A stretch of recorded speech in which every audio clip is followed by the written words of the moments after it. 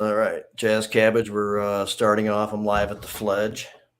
We have Rick Thompson and Adam Brook, Mr. Hashbash, with us, and sitting Yep. next to me is Colleen Cowles, who is being sponsored by Harm Reduction Michigan to give some presentations around Michigan. Tonight is the Fledge. She's previously already been at Crowfoot and Pontiac and some other places, I think, or other places at least scheduled that we'll talk about. And there's a very interesting story there. We're gonna have just a few things to ramble on to kind of get to intro and discuss to get started. And you're of course welcome to jump in on anything you find of interest or whatever. But Right. but then we'll switch focus and spend some more time on your story and what you're trying to educate people on. And I think that's going to be really interesting for everybody.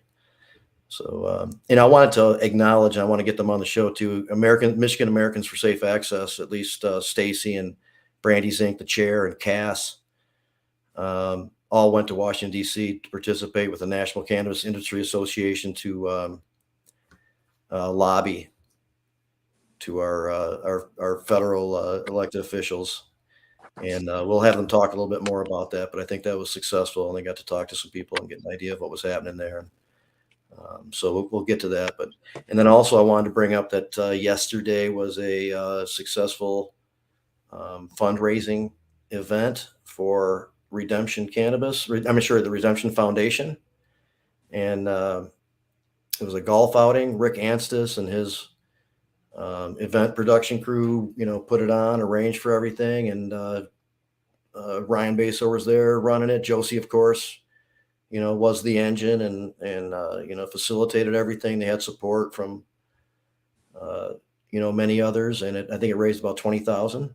And he gives a lot to Glenn and many other things that are important. And so it was a very successful day. So I wanted to mention that and make sure everybody gets some credit for doing some more good work.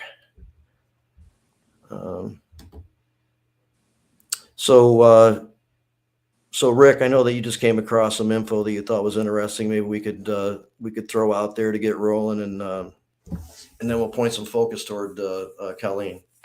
Yep. Of course, you mentioned Glenn earlier. That's the Great Lakes Expungement Network.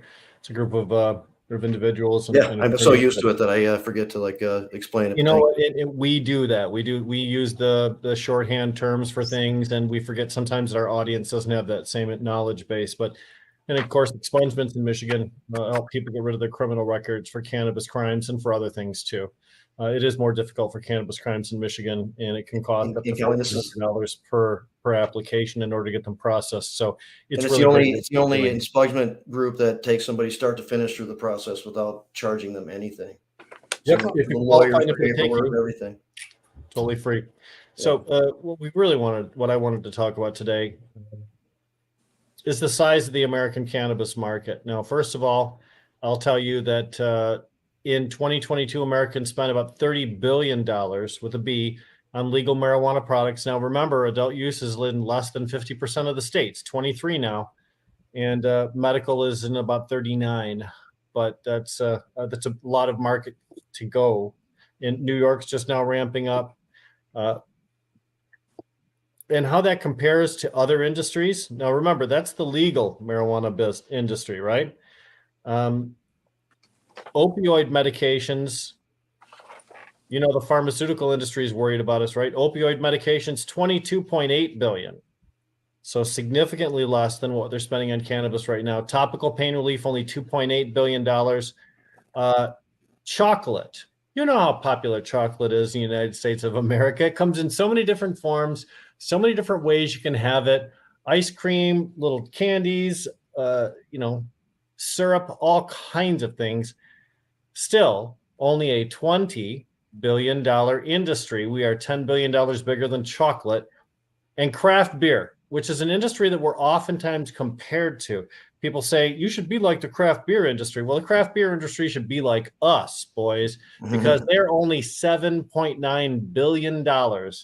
That's less than 10 billion. We're quadruple the number that the craft beer industry does. So I'm not sure that it's appropriate for us to say that we should imitate the craft beer industry. It's more appropriate to say they should imitate us.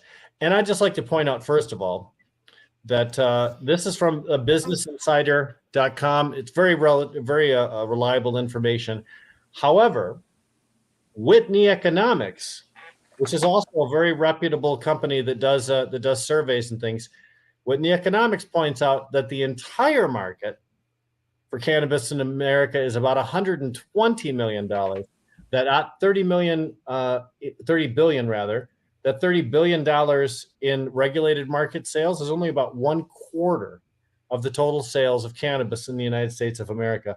And, I consistently say whenever an economist comes up with a number like this, it's usually an undercount. Same thing with the DEA. Oftentimes they underestimate the size of the market for whatever reason. And sometimes it's not even intentional. Even if they're close to being true, that's a huge, huge illegal market in America that can still be recruited over to the regulated system or can stand independent. That it always has for decades and decades and decades. So even before legalization, when people were getting medicinal benefit. Adam, I know you clicked out. I just pointed out that the Whitney Economics says that 75% of the market in the United States of America is under the illicit banner. Of course, it's three times. It's Yep. 3 times the legal market. Yep. So, and Rick, you said opiates were 22 billion? 22.8 billion. Yes. All opioid manufacturing. That's not synthetic opioids. That's the regular opioids, right? The ones that get prescribed. Those are medication that's prescribed to patients that is needed.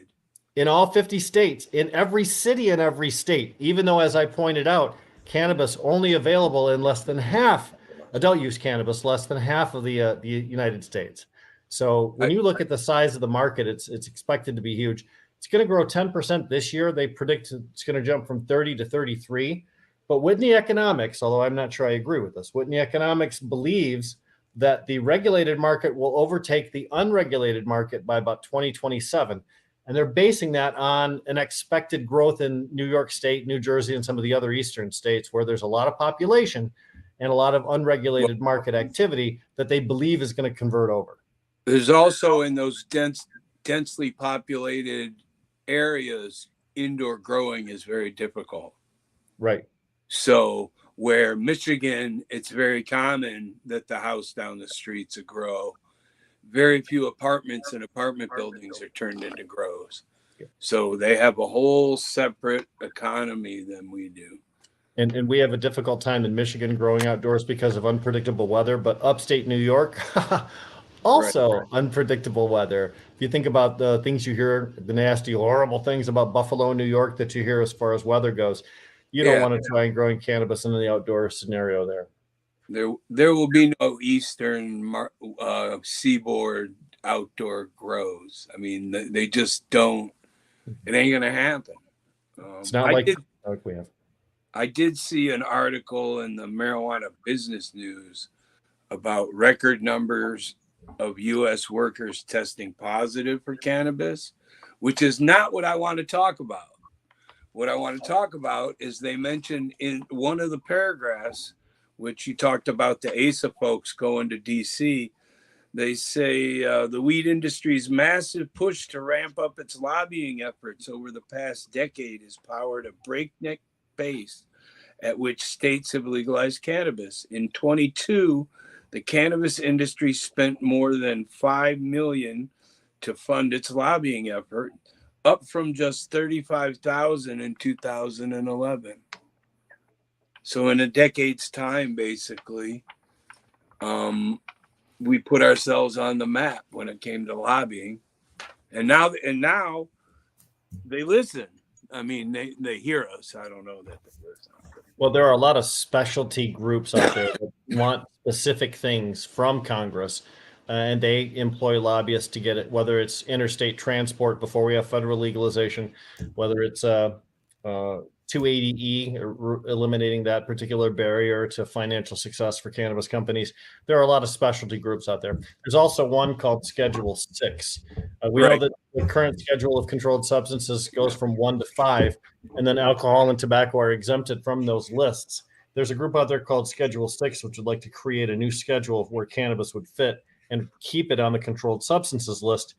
And my contact with Normal in Washington, D.C. says that's run by the same people that run Project Sam and some of the other anti-cannabis things. Devil's in the details. Yep. Right. Yep. So the reality is, that's just a raw effort to Just keep take it off. on. They don't have to worry about those details. Yep. Hey, Bobby, good to see you, bud. Uncle Stoner. Yep. Hope Deb's doing well. It's an amazing dynamic situation. Adam, did I interrupt you while you were still talking or what? Not really. I mean, I always like to point out that this is an emerging industry, and nobody's been around during any other emerging industries. Everything has always been here before us. Oh, hey, the kids are home. Everything has always been here. Hi, I'm on the live. Okay, can we have barbecue for now? Sure, close my door. Everything has always been here. Everything has always been here before we improved it. You know, the car improved, the horse and buggy, so you didn't have to teach your kid not to step off the curb into the street. But there's never been an illicit market that went legal.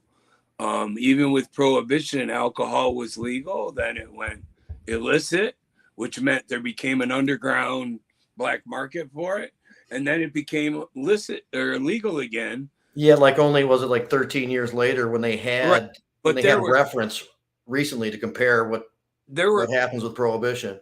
There were places that literally unlocked their door the day prohibition ended and served alcohol. How is that possible? Yeah. So.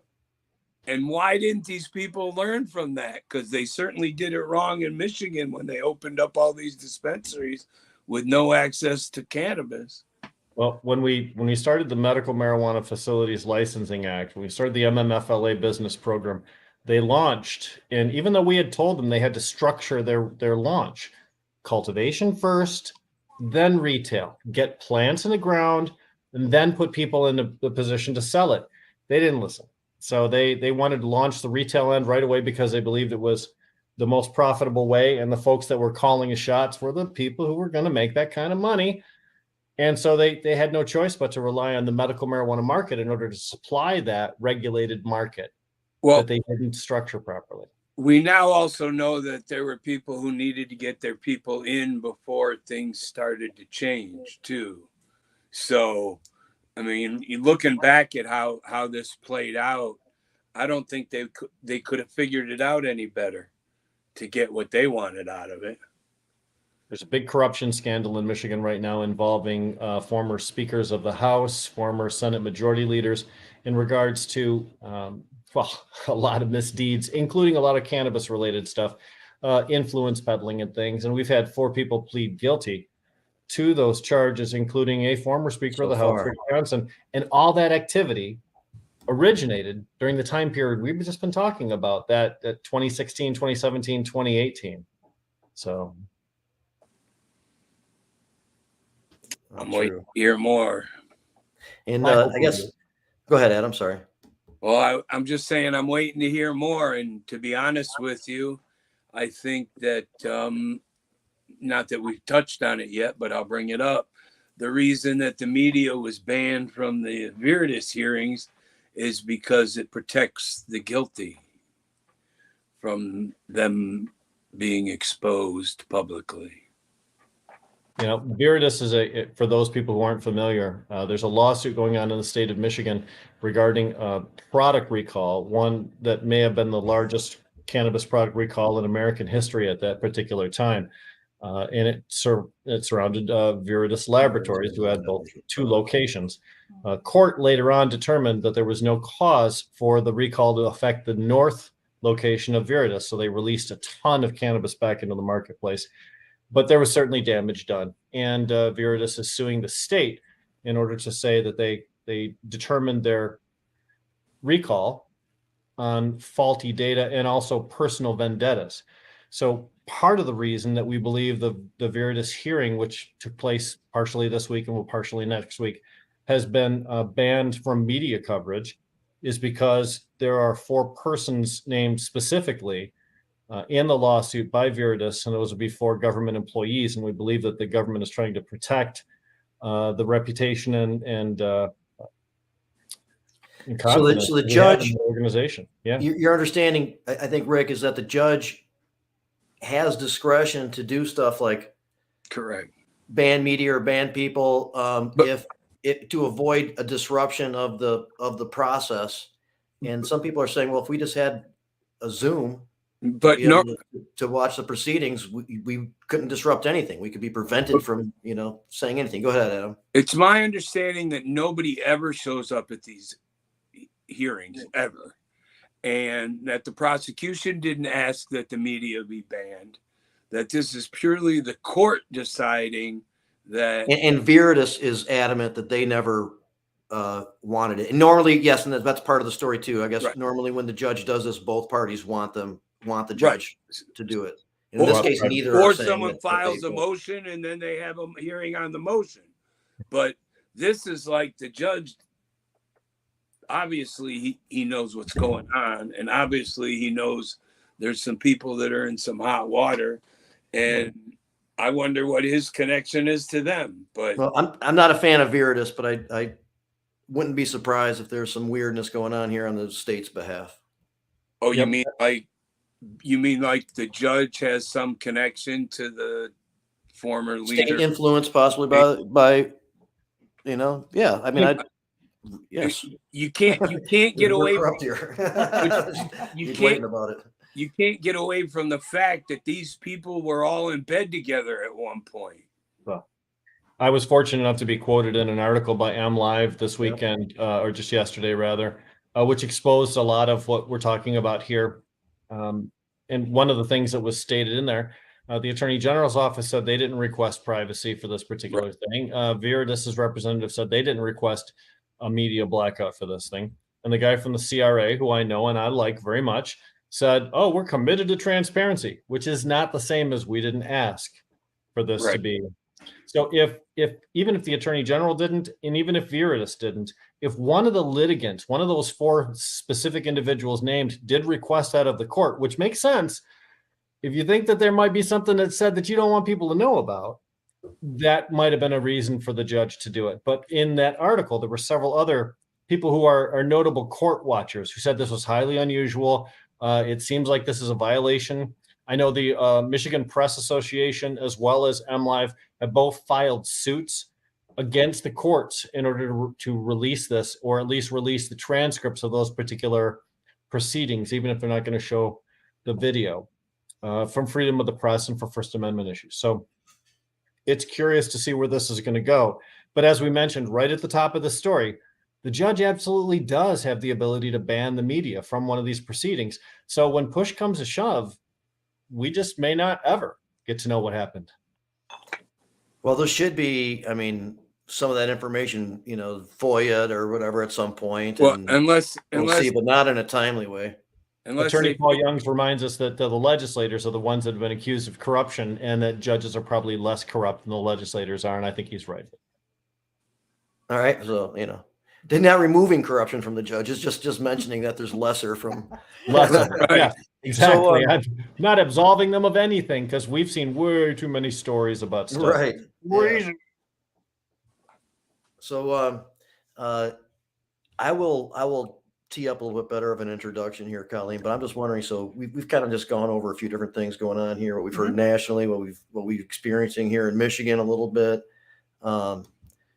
Just based on your perspective and some of the information that you're going around educating people on, does any of this sound surprising, or does it sound like No, consistent not to at what all. you've been learning about? Very Laura? consistent to what I've been learning. And I'm looking at the broader scope of all drugs, but watching cannabis very closely, because with legalization of cannabis, a lot of what's happening with that hopefully will happen, and hopefully not. Some of the issues will happen as we expand other drugs. In last session, there was a bill that passed that ultimately took away immunity from those who use cannabis medicine if they are going to use specialty courts like drug courts or something like that, and then put the responsibility on the judges to make the medical decision about whether or not they should use their That's medicine. so much of what I'm writing about. Yeah. I mean, we now have judges and law enforcement and attorneys making medical decisions.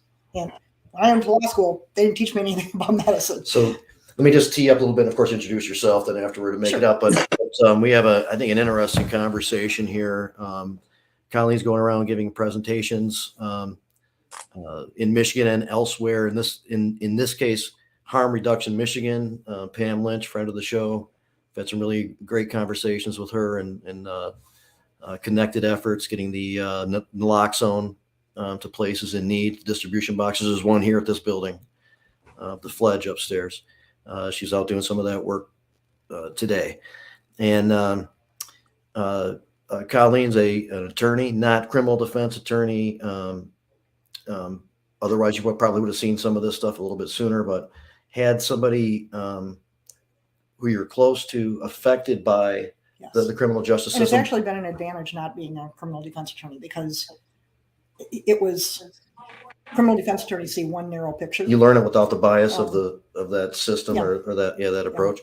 And so you saw the drug war in action, Right. but somebody who you're close to, you paid attention and began research, and now you feel as though you need to let people know about Exactly. issues that are going on. So please let people know a little bit more about yourself that I didn't obviously cover, and then we'll talk about what you're letting people know about. Well, I'm actually an estate planning attorney, and 20 years ago, even as an estate planning attorney, I really believed that I had a pretty good perception of drug policy and the court systems and how people were impacted, until we were personally impacted. A couple of my sons ended up crossing paths with the criminal justice system, and initially I really thought that we were the exception, that there must have been just horrific challenges in one jurisdiction or mistakes in our particular case.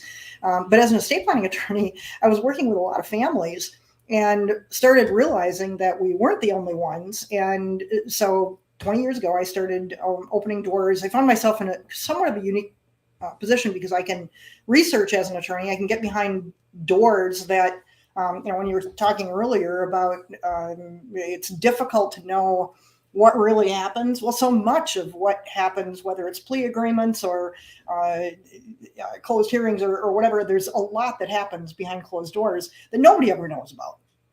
And so really the only people that have a good perception of the true impact of the war on drugs are criminals, and criminals by definition, that nobody will listen to. So, I found myself. The catch-22, like the credibility is now kind of shot because they're these felons, yet they shouldn't have been felons. Right. Yeah. Absolutely.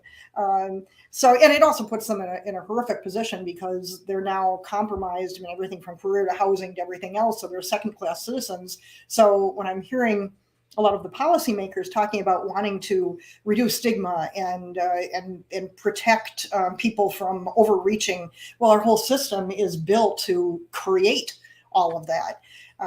So over the last 20 years, I have researched. I work with families. A lot of what I do, I mean, some of it's still estate planning and financial decision making for families, because literally the drug war can take families down.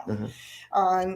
But there's also so much misinformation for parents, and in these topics, having to take a lot of time to learn can be deadly.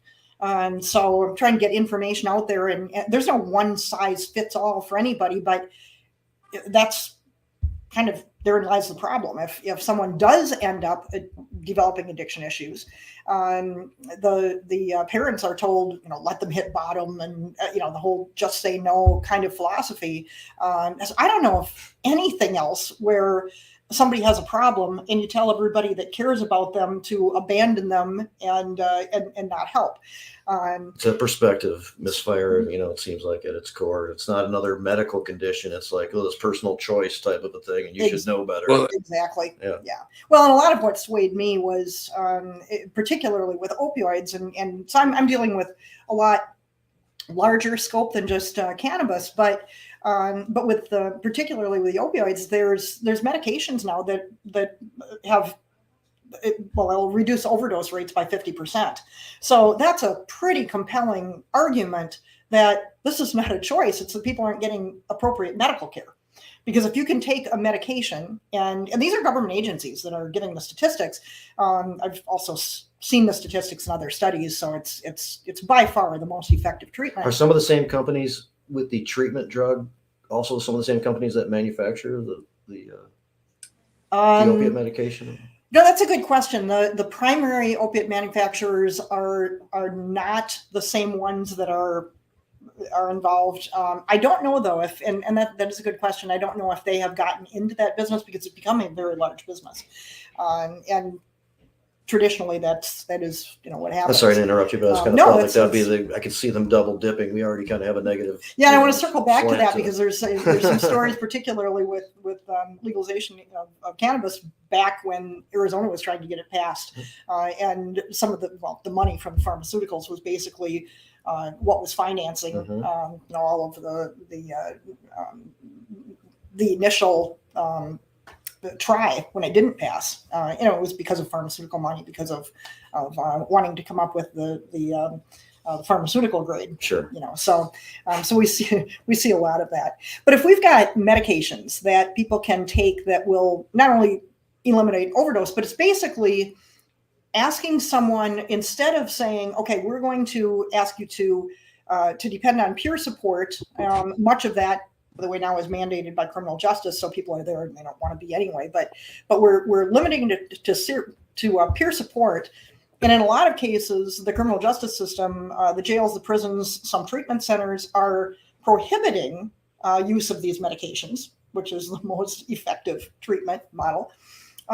So we have this whole system where we now have medical solutions to a huge problem, and not only are we not adopting them, and a lot of parents have never even heard of them, but we're putting up incredible barriers for their use.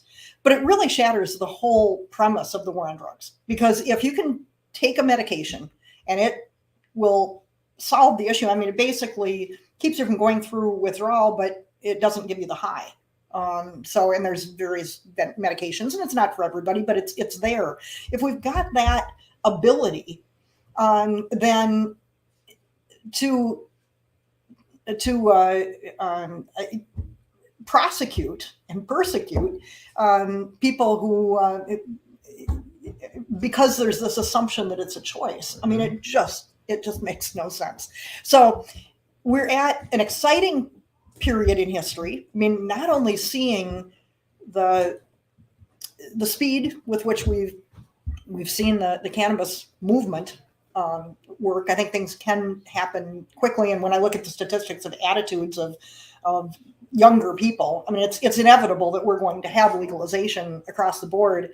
But we've also got medicine and science now that actually can solve this problem. But we're stuck in the 1930s. And so there's this attitude that abstinence is the only way. So when someone does have a problem, we part of the issue is cannabis doesn't belong on a list with some of these other substances don't belong to have the same prohibition attached to it. Well, if anybody is trying to tell me that the system is logical, and I just point to cannabis being Schedule 1. I mean, it's the most ridiculous thing in the world, with fentanyl being Schedule 2. I personally don't think we should have schedules at all. But having cannabis as Schedule 1 is just ridiculous. And it does incentivize harder drugs, because with having cannabis scheduled, it can't be covered by insurance, but opioids are. So there's so many ways that the drug policy is incentivizing use of harder drugs. At the same time, we've got people, dying at record levels. So many people say the drug war, failed as a public policy, but very successful as a social control strategy. Oh, absolutely. Right. And I've talked to police officers, on cannabis legalization, and after they retire and leave forces, most of them will admit that the reason that they were against, or that the police associations do the lobbying against legalization, is you can always smell cannabis. So it basically wipes out. It's an easy target. Yeah, usually you need a lot of it too. It's not like, I guess concentrates these days exist, but a lot of people like flower, and you have to have like a little space that takes, Yeah. So it's well, easier regardless to of find what it corrupts law enforcement, because if law enforcement wants to search someone, it's pretty much low hanging fruit. Right? And a lot of officers, after they've left the force, have shared that with me. So there's there's a lot of reasons for a lot of that, and it's become a multi-billion-dollar business, as you're well aware, as far as just the drug. Adam's been trying to get in. Let's give Adam a shot here. No, I was gonna say these are people who are looking to destroy somebody's life. So yeah, the smell made it a lot easier for them to do their job. Yeah. Now they've just switched it up. Now if they find your pill in your pocket and it's not in your case, in your license, in your tagged bottle, they're gonna charge you, even if you have a prescription. They're going to charge you with carrying your one pill that you need for later this afternoon. But that's right, and that's a real challenge for people who don't want to carry all of their pills around, but don't want to have half of them left at home, not in the container. But if you carry a 10-year-old bottle of that prescription with one pill in it, they'll leave you alone because you've been prescribed. So. Well, technically, though, if the date is off, they can charge right. you. So sorry about that. Keep going, Adam. I didn't mean to. Are you still getting a point in, Adam? You freeze? I jinxed him. Sharmi's watching. She's done a lot of work in this state on drug war issues and civil asset forfeiture stuff, and just the negative net that it casts on families, as you described too. And this is Colleen Cowles. She's being sponsored by Harm Reduction Michigan to do a series of presentations on her experience of the damage caused by the drug war, and had a family member that was caught up in it and started her research based on that. And I need to do a little bit of a plug. This is the book, War on Us. It is available on Amazon. There are 600 some citations in the back of the book, because a lot of what I talk about in that book, I know that people are going to challenge, because it's not, it's not information that's talked about a lot. So if anyone uses any of the information in the book and someone challenges you, all of the citations, all the studies, all of the factual basis for it is there. So.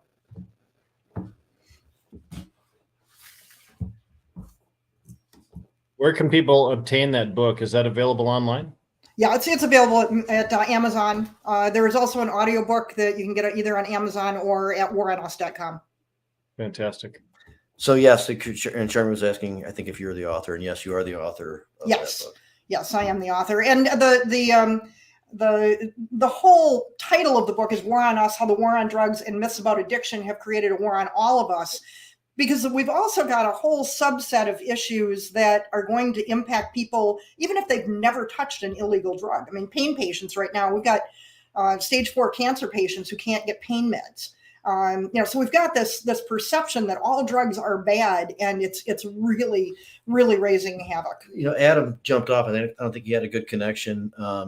He'll probably come back on, but he is pain patient. He's got bad back, many operations. He gets into some serious scenarios, and he needs some of the, I guess, narcotics that are available from time to time, but he cannot always get them because of the situation, the lot of the abuses and overproduction, or whatever all the circumstances that come together are. And so that's kind of what you're just. Well, and what's crazy is, if you really look at the statistics, the incidence of overdose on patients that are taking prescribed meds from their doctor is less than 1%. But they're killing people because they're wiping out the availability of the meds. So now they have to go to the street, and they're ending up with tainted meds with fentanyl and overdosing. Or otherwise, even if there's not fentanyl around, there's no gauge. Right, exactly. As to what's going on with it at all anyway. So exactly. 1% of the number of people that are prescribed these opioids become addicted. That's still a huge, monstrous number. I mean, we talked about. No, it's not that they're addicted. That's the overdose rate. Overdose, I apologize. 1%. From when it's been prescribed directly from doctor. Right. But what I'm saying is, we have a much higher overdose rate because we're forcing people to go to the street, because we're cutting them off of their meds.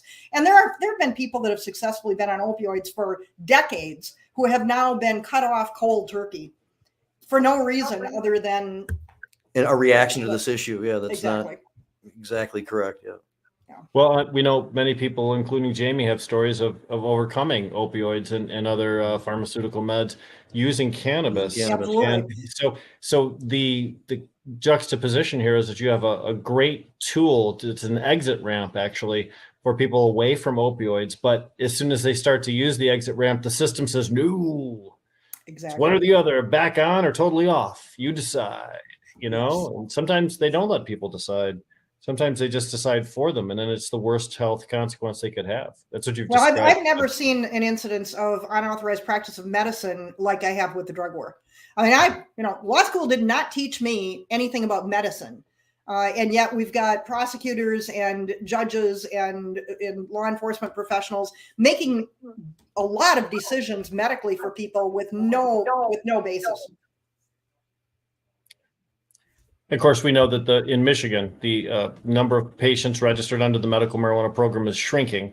The number of dollars spent in the medical marijuana program is shrinking, but that many people who were patients or currently receive medical benefit just purchased through the adult use market without registering with the state. So there's a ton of medicinal cannabis being consumed out there, even if statistically it may not seem to be. Well, and it really makes sense. It's interesting in Uruguay, when they legalized, although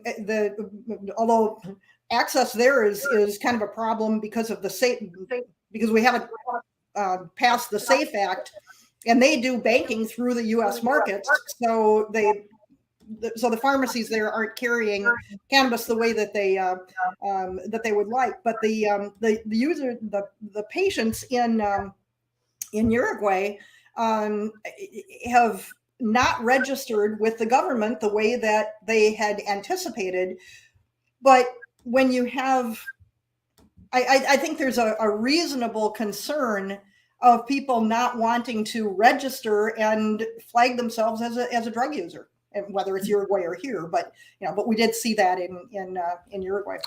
We had that in the medical marijuana program starting off. I'm not putting my name on a list, Sure. but they did also shoot fish in a barrel too, based on that law. So there are people with legitimate concerns when it comes to that. But by the way, Michigan is doing some things right though as far as pricing, and I don't know the background on that, but it's interesting. I talked to a lot of people in Minnesota who have medical licenses and who drive all the way to Michigan because it's so much less expensive here. The challenge is that they have to pass through Wisconsin, which could put them in prison if they have any, because they don't want to take too many trips to Michigan. That's so they're looking at some some quantities. So Wisconsin hasn't done anything. So. And Sharmy's asking if you're an attorney. She came out a little bit late, but yes, an estate planning attorney, which she still does do some of that because of the how badly families have been affected by the drug war and need help in some along those lines too. So. Wisconsin is going to become probably the 23rd or 24th state to legalize adult use cannabis. They've passed in both houses, and the governor has signaled his intent to sign. If he didn't do it last week, he will be doing it this week. So I am happy to hear that. I was not aware of that. Yep, Wisconsin is just about to legislatively become one. It's a document that's over 300 pages long. Does that surprise you at all? No.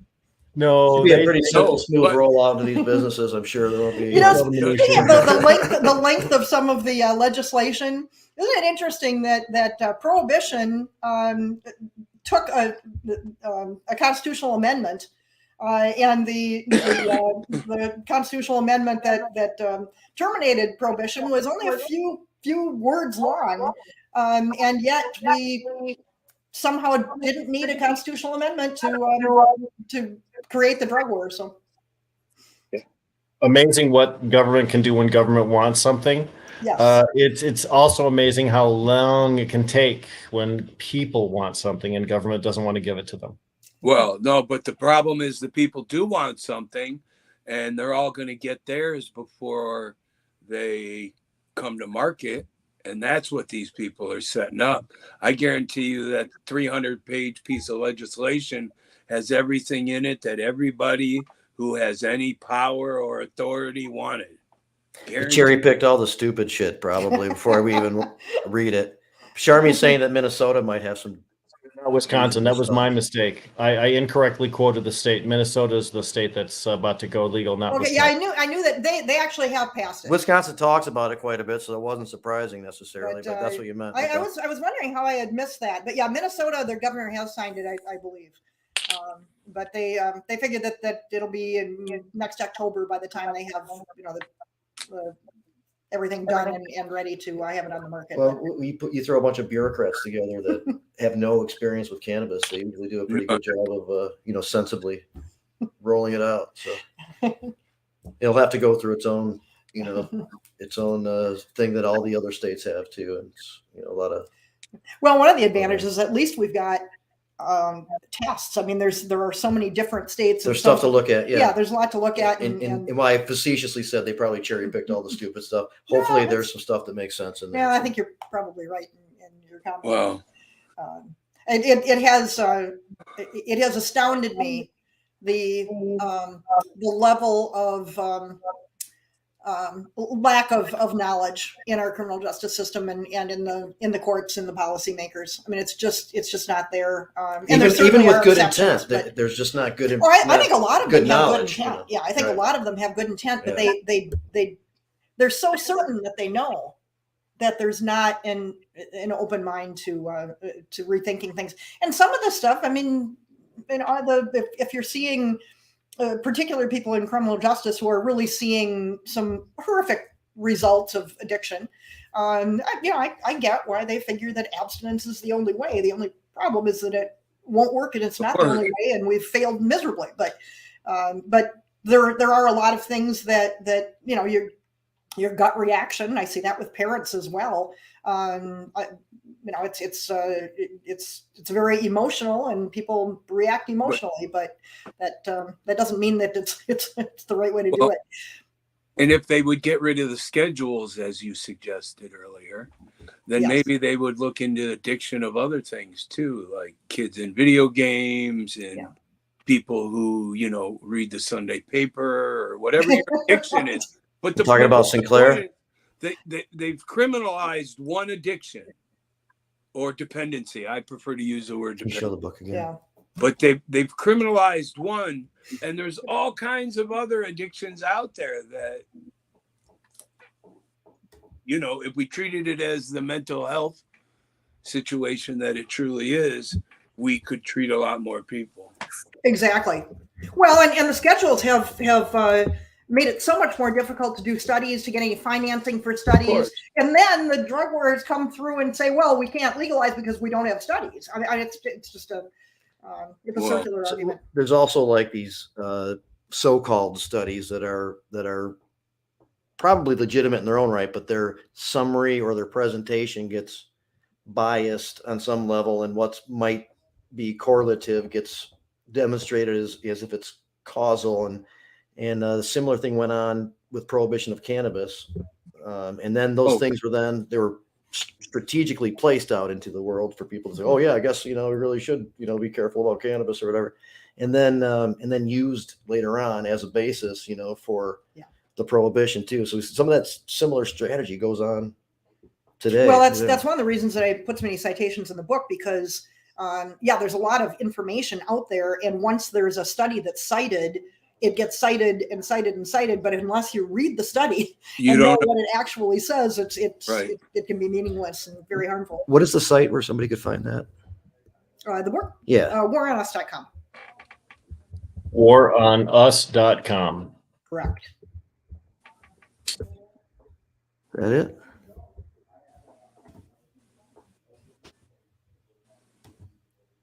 Yep, waronus.com. So to get the book, The War on Us, go to, is it The War on Us or War on Us? Okay, waronus.com, and you can get it through there. So let that run for a few minutes. Not to be confused. One other point that one of you made as far as the length of time that cannabis stays in the THC stays in the bloodstream, I'm seeing that creating a couple of issues. One with testing, even with high school students. Because if and I don't know specific jurisdictionally, what Michigan is doing, but a lot of places they're testing high school students, and if they test positive for any type of substance, they'll be thrown out of all the extracurricular activities, sports, just exactly what will draw someone into addiction. But because THC stays in the blood longer, we're finding that, and the studies are finding that that's pushing kids to take harder drugs because those Right. will be out of their system before the test comes That's out. part of what you're talking That's about, the always easier been- things to catch and stuff. So Right. cannabis remains, yeah. Exactly, Yeah. and the same issues are coming up with DUI. Whether it's some of these medications that I talked about that can solve the opioid crisis, even if you have the prescription for those medications, you can still be pulled over for DUI, and there can be an affirmative defense, but that doesn't mean that you won't get hauled in. And they can still claim that you were under the influence if they believe that even if your prescribed amounts are causing you to be under the influence. Well, that can be anything from not being able to stand on one leg for long enough to, Well, the stupid human tricks thing, yeah. Well, So we have a little bit.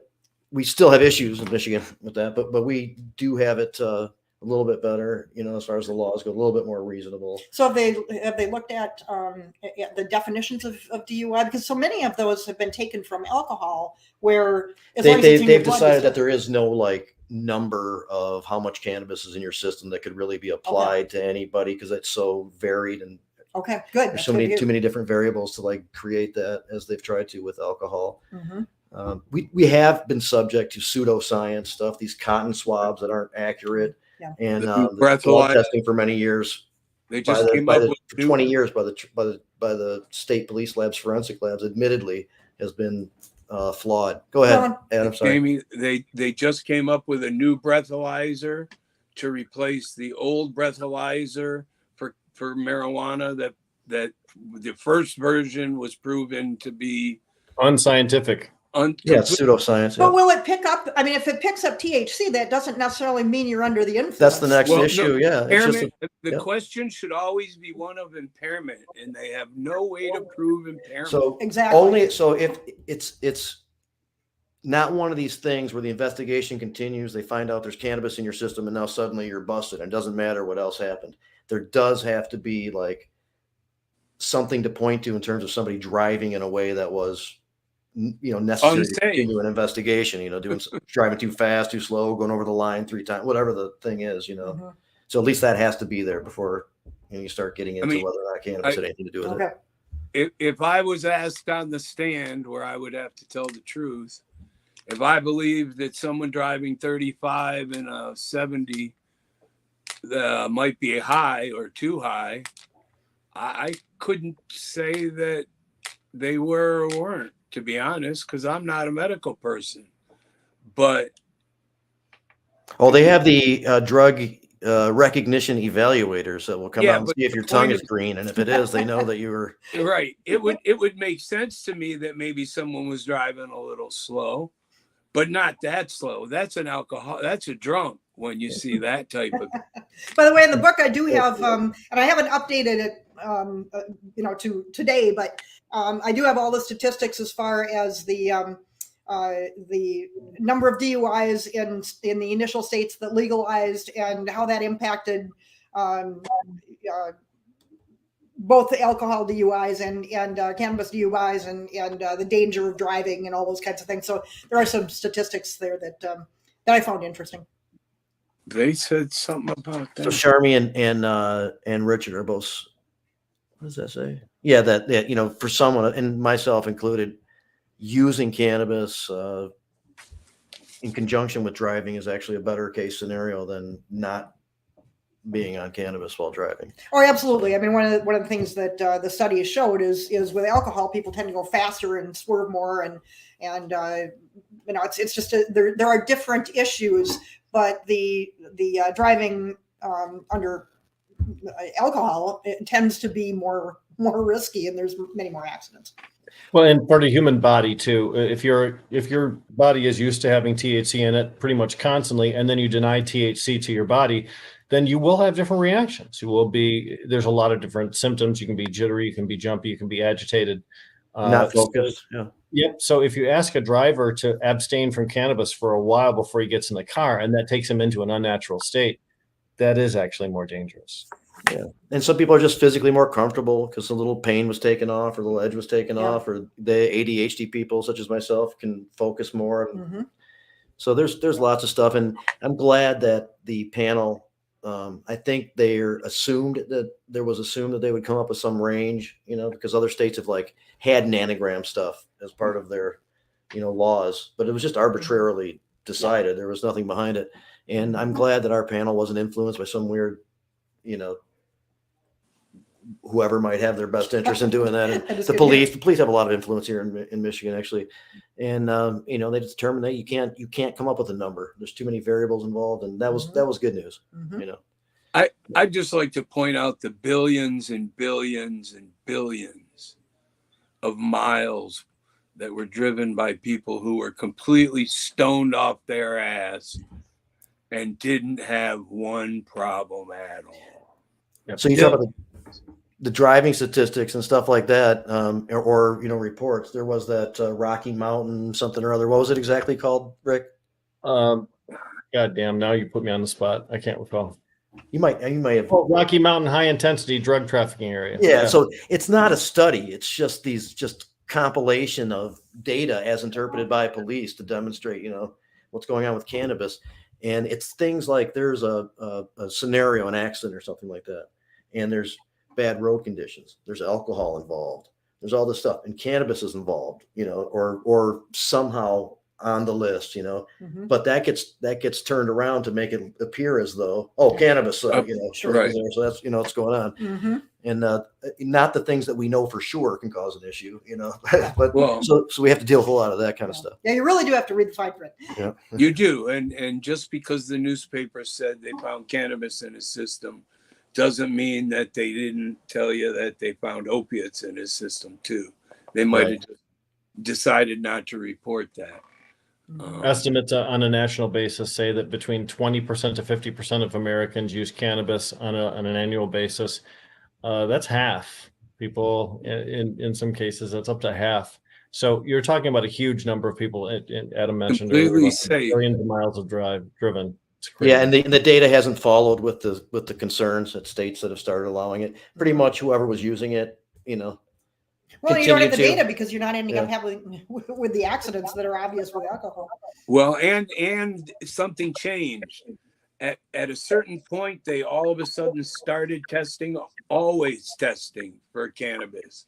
Right. It used to be a roadside test where if you could prove you were drunk, they were good. Now they take it that step further. We didn't have that for a long time. I just thought of this. I just thought I'd throw it out there.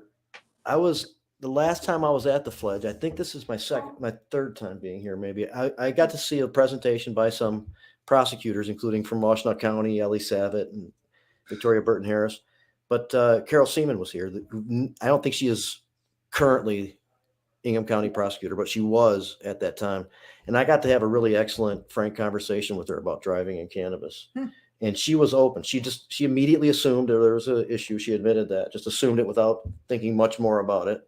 Made these correlations the same way we're describing whenever there is a description of there being cannabis involved, but was open to the idea that maybe, that's what it was. Yeah. And I just thought of that because that took place here, I don't know, a year or two ago or something like that. This is a cool place too. Not just that stuff, but tonight. So let's talk about that a little bit. While I'm thinking about it, you've already given a presentation at Crowfoot in Pontiac. And tonight you're at the Fledge. You're right here. Yes. Are those the first two, or have there been? No, those are the first two. And then tomorrow we are in Traverse City, and then we'll be in Manistee. Perfect. I'm with Meds Cafe, which is a chain of cannabis retail stores, and we have a location in Manistee. So I'll make sure people there know about it. And hopefully can show up, at least from our crew. Anyway.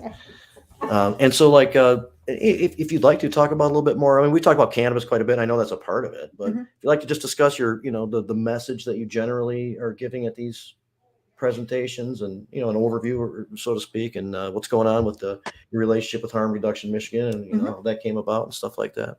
Well, I'm trying to get the word out so that people start asking questions as well as getting answers. On a lot of what I'm talking about on this tour is the medications to be used for opioids, because, like I said earlier, the availability of these medications kind of shatters the basis for the war on drugs. So that opens other questions for people. One of the other statistics that I'll talk about tonight that I found interesting, I think there's a perception, at least with parents and a lot of the general public, that if someone tries particularly the harder drugs, it's addiction. The statistics are heroin, for example, is 23% addiction rate. Cocaine is 20.9. So when we're stigmatizing people, we really need to look at the fact that if we have 100% of the population doing something, 80% of them will be absolutely fine, and there will be 20% that will develop addictions. So when we look at that and how that relates to drug policy, when we're mandating treatment, just because somebody gets picked up on a drug charge, we're probably mandating treatment for people who don't need it. We also have 80% of the population that may be looking at the other 20% going, well, I could just control my use. Why can't you? But the very nature of addiction is that the brain works differently, and there's lots of reasons for that. But we really have to be kind of open to the fact that we have been persecuting 20% of the people who did the same thing as most other people, and they just ended up falling into this category. So Right. There's this irrational leap yes, from, came across, this substance to, you are dependent and dangerous or whatever the other substances are. It's just the general fear. There is just a horrendous amount of fear out there, and that fear has been used to funnel everything into the punitive system. I mean, even when you look at the money that's spent, you have to be a little bit careful when you're voting, because somebody might say, a politician may say, we want more funding. Tough on crime. But what is that going to be? Is it going to be more funding for, drug courts? Sound great. Except that it's still the punitive system. And if you look at the success rate on drug courts, only 50% finish. Well, when you're looking at the statistical reports that most drug courts give, they only give the statistics on the ones that finished drug court. The half that didn't finish drug court are probably, in most cases, doing more time behind bars than they would have had they never joined drug court. And if you're in drug court, I mean, there's this perfection. They're leveraged against some pretty heavy consequences. Oh, so yeah. And it's a perfection model. If you miss an appointment, if you relapse, but the nature of, if somebody is addicted, unless they get some help, they are going to relapse. You tee people up to fail almost. Exactly. For many. And all of it is the guilt-based, so we funnel them into a peer support system without any medical diagnosis. And a lot of them have other mental or physical ailments, whether it's pain issues or ADHD or autoimmune issues. I mean, there's a whole lot of issues where people self-medicate if they can't get legal drugs. And so we're not getting any medical diagnosis. We push them into a one-size-fits-all peer support system, and then when they fail, we punish them. So it's nuts. It's absolutely crazy. And then we wonder why it's failed. And as it's failed, we still have. I mean, there's a bill right now for higher mandatory minimums for fentanyl analogs. I mean, it doesn't seem to, we take a few steps forward, then we take steps back because it's not working. So let's do more of it.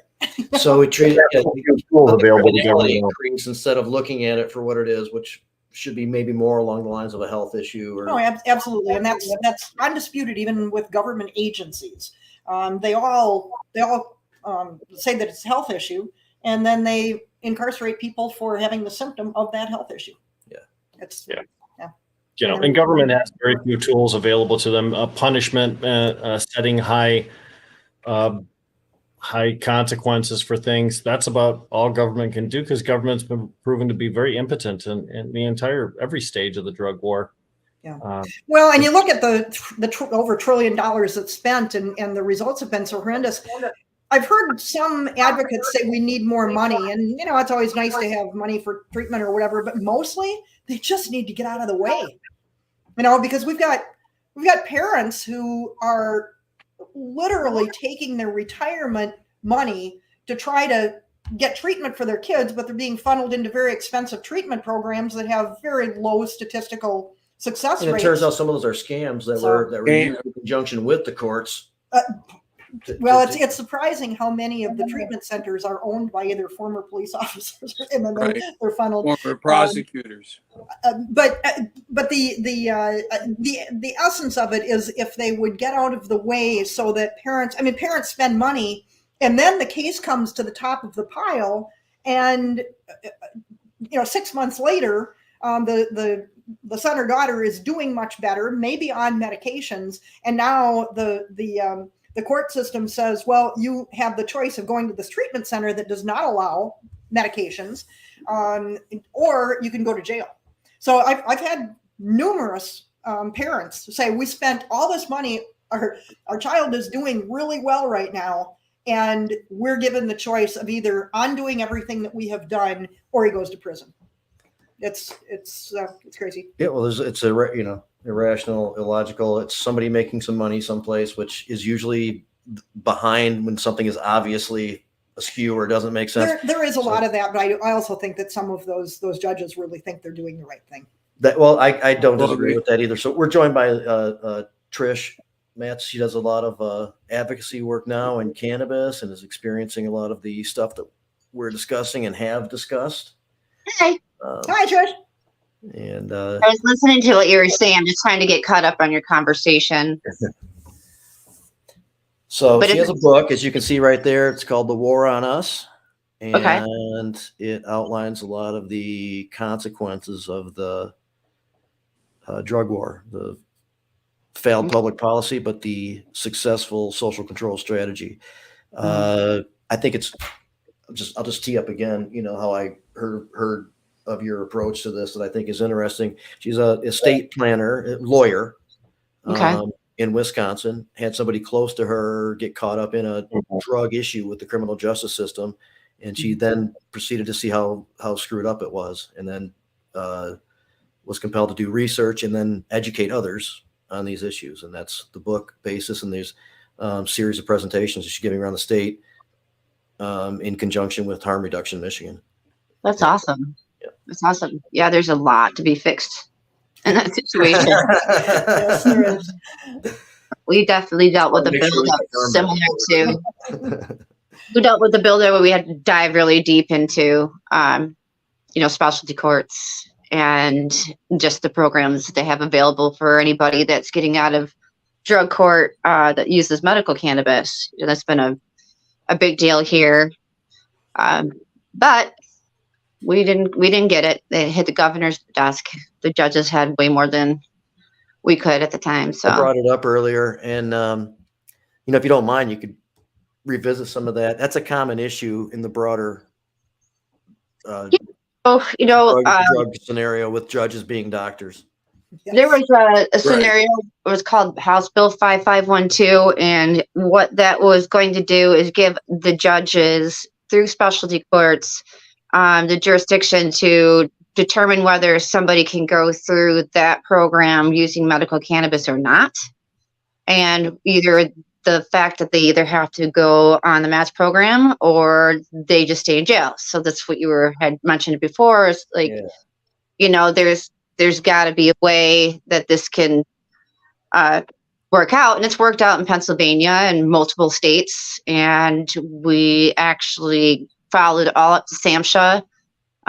They actually had provided the Bureau of Justice Department a documentation specifying that they changed some of the regulatory factors within the content of the rules for the judges, which basically means that they can go through drug court and still use medical cannabis, but just none of the funding from that program will provide that medicine for them. And as long as they coincide with the other treatment programs that they have, and it is like that in other states. And the information, if it actually hit the health department, and they still just turn the side eye to it and act like it didn't exist. And it's all because the first thing we heard from a state representative when we went to go talk to the sponsor for that bill was that they were concerned about the judges losing their funding. Yeah. And Which it was would have just bullshit. taken them a little bit of time to pay their secretary to contact the Bureau of Justice Department and get that clear. And they didn't. So there's a lot of money being made in the back end. So that's really how I feel. And I met a woman in Pennsylvania whose son was doing really well. And he was using medical cannabis after 11 years of in and out of struggle. And he got picked up on a probation violation from, I believe it was his tether. I'm not really sure, but they put him back in jail and they gave him a choice to either go through drug court or finish out his sentence, which was like 2 years. So he chose to go back to the drug courts and start on, excuse me, I'm not particularly sure what the one that was that he used particularly, but it was supposed to help him with drug use. And he, about 2 weeks later, he just overdosed. He just went and found his. So it's one of those things where that's been beneficial to him. And that's just one case. Of course, we're never going to hear a lot of these stories because they don't want us to know about them. Every time you look into research, anything that has to do with specialty courts, it always tells you about how positive things are and how often people are graduating, which is just not the case. It's a great way for them to make it sound like they're doing something about the war on drugs without doing anything about the war on drugs. Just making more money off of it. Yeah, they're just making more money off of it. They just found a new way to twist it. Perpetuating it, because when you criticize the war on drugs, it's like, well, we have drug courts, we have specialty courts, we're taking care of that. It's a kinder, gentler way. When you dig into it, it's not at all. Yeah, it's definitely a war they started on their own, setting up all these different programs in the first place. Because didn't they come out in like 1985? I believe it was 1985, and they started down in Miami. Yep. And then it made its way through the Supreme Court, and now there's tons of funding for people just not only here but in other countries. We spread it. Mm-hmm. Yeah. They were talking about probation violations. There's actually more people that go to jail on probation violations, technicalities, than on the actual initial crime. Right. And then they end up there, even if it's for a few days. But in a lot of cases, their meds are all pulled.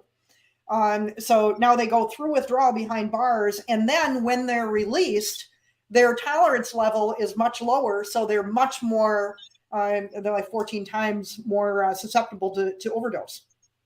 And then you combine that with a lot of the jails that decide to let people out at the point that there's a shift change.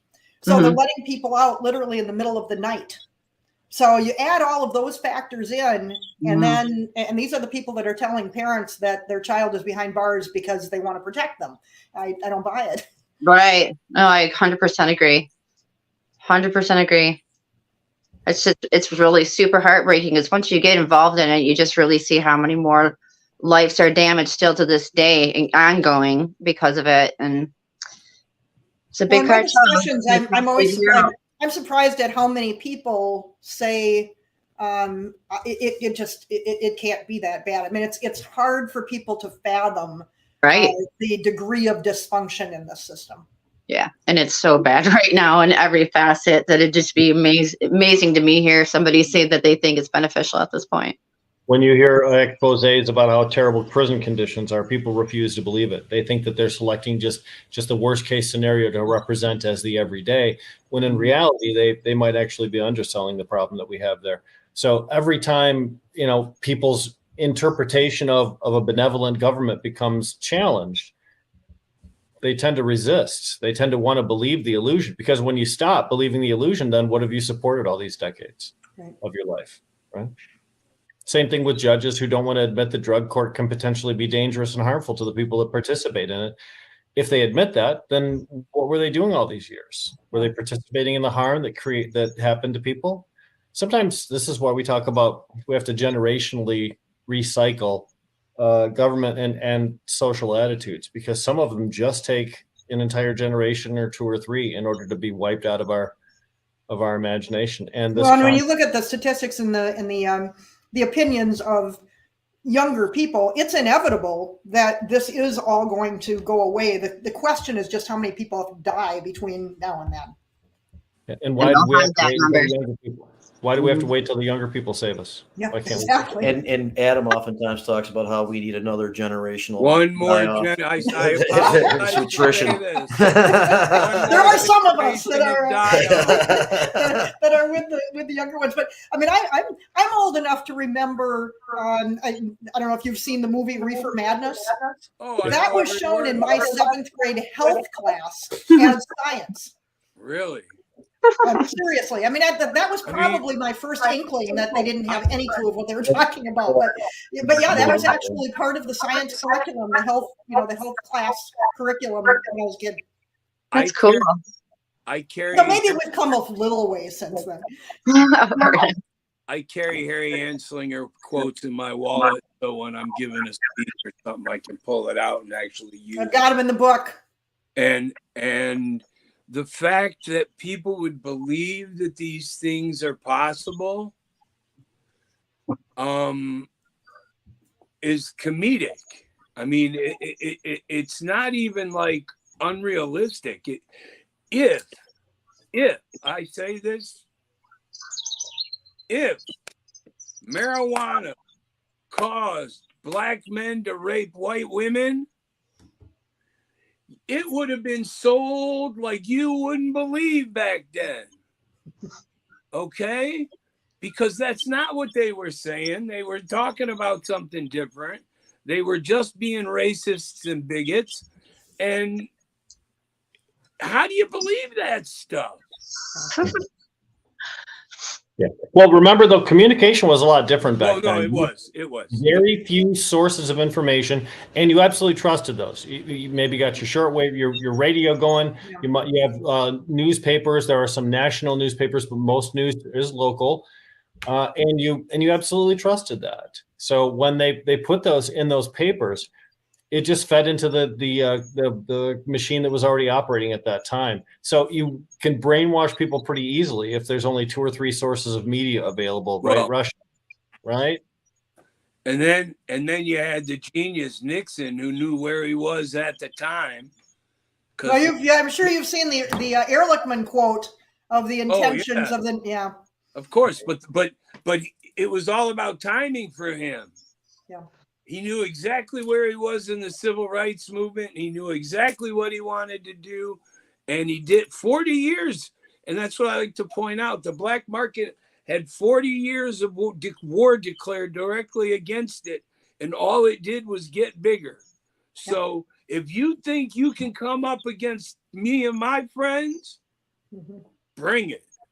One of the biggest misconceptions that we have nowadays in the legalized cannabis market is that somehow the illegal cannabis market owes the legalized cannabis market. Like just because you passed a law, all of a sudden people are supposed to switch. If it's convenient for them, they do. But many people utilize both industries, and some people just completely boycott the regulated market too. Well, and some of that depends on how heavily it's taxed too. I mean, some of it's just logical. If you overtax or put other barriers in, there's going to be a black market.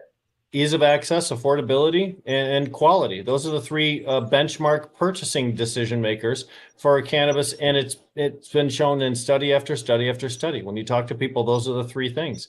And let's face it, a lot of times unregulated cannabis is easier to get to than going to your dispo, because your dispo closes at 7 or 8, and you can always hit your buddy up.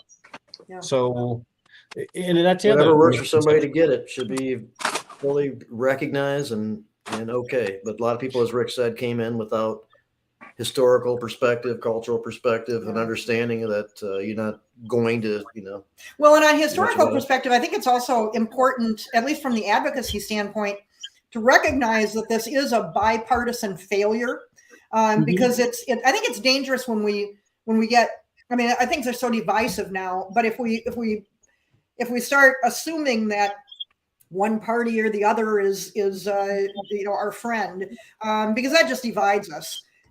Because if you go through history, and again, it's in the book, there have been horrific failures promoted by all elements of government in both parties.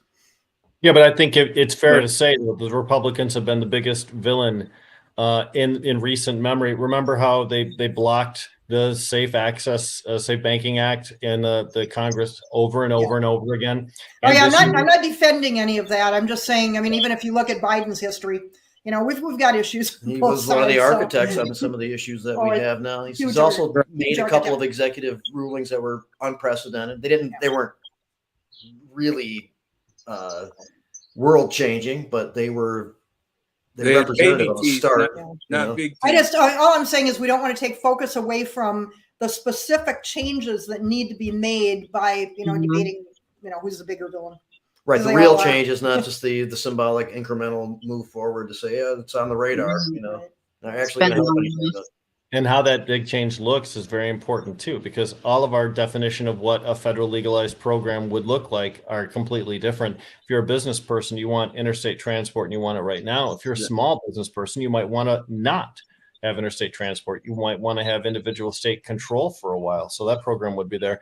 And certainly if you're a consumer, what you don't want is a big federal tax thrown on top of whatever local and state taxes you're already experiencing. Mhm. So there are a lot of different visions of what legalization on a federal basis would look like. And someone else's ideal is my horror, to be honest. Well, and one of the biggest obstacles to even talking about that is getting UN treaties changed.